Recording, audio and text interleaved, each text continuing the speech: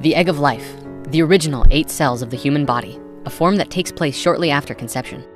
This particular biological cell division is important because the body coming into form is perfectly and evenly divided into the 4 elements with a yin and yang of each, giving you 8 perfect spheres.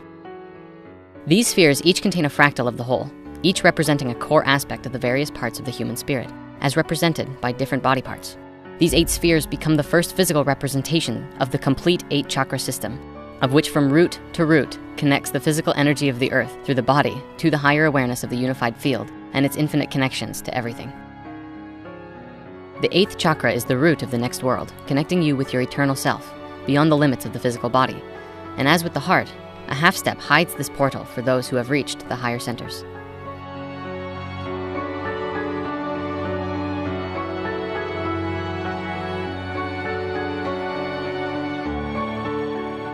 Hey there. So do you remember how I mentioned chakras are like lenses of reality?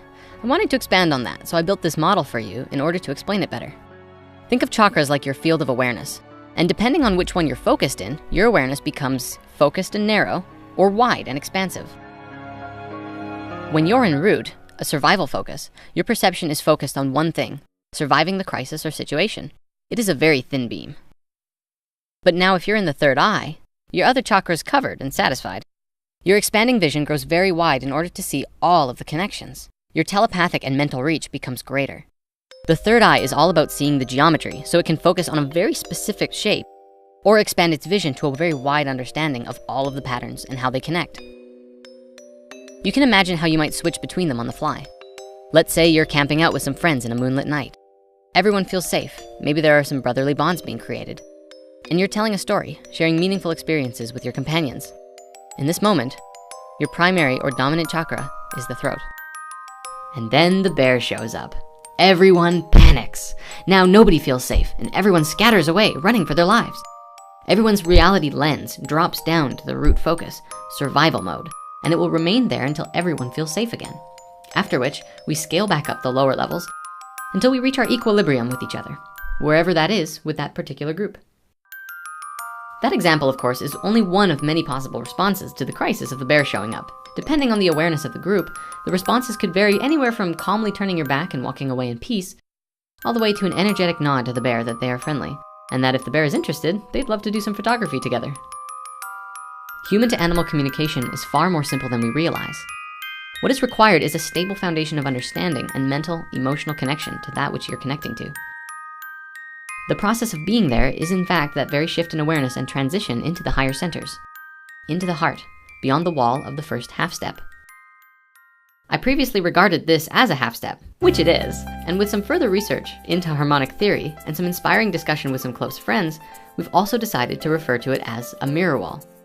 In practice, when you see it through these chakra lenses, it just shows you what you know. And when you step through it, moving into the heart, everything gets bigger. It's through the looking glass style. This mirror wall, or half step, is essentially an invisibility wall that hides the higher chakras from spirit when it's exploring the lower ones, still new to this reality.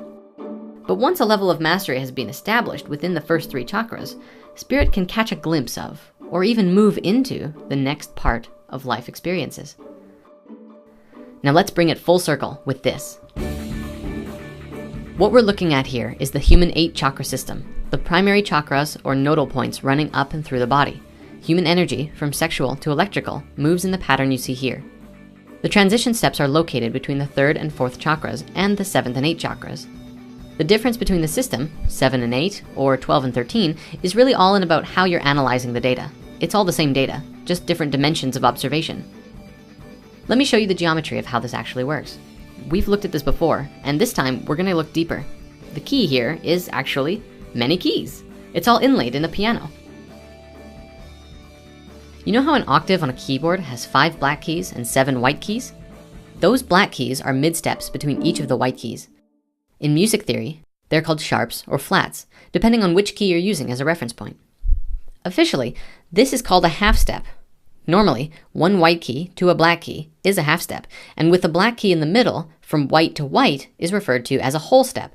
However, when it happens between 2 white keys, this is an unusual transition, the less common but still pertinent 90-degree shift in tones throughout the audible spectrum.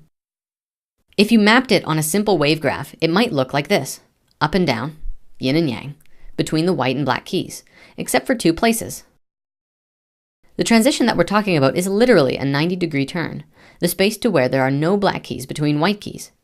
If these are all 45-degree turns oscillating to and fro with each other, then these spaces between the white keys are a 90-degree turn. And you remember all about those from lesson 7, right? And this is actually a pretty big deal when you relate it to consciousness. That half step between white keys is a point of transition, the singularity in aha moments where all of the dots of your life all connect with each other in a new way, where you bridge your newly mastered lower centers with the previously unknown higher centers. And when you are willing to step through that doorway into what's next, step into the higher centers, everything changes.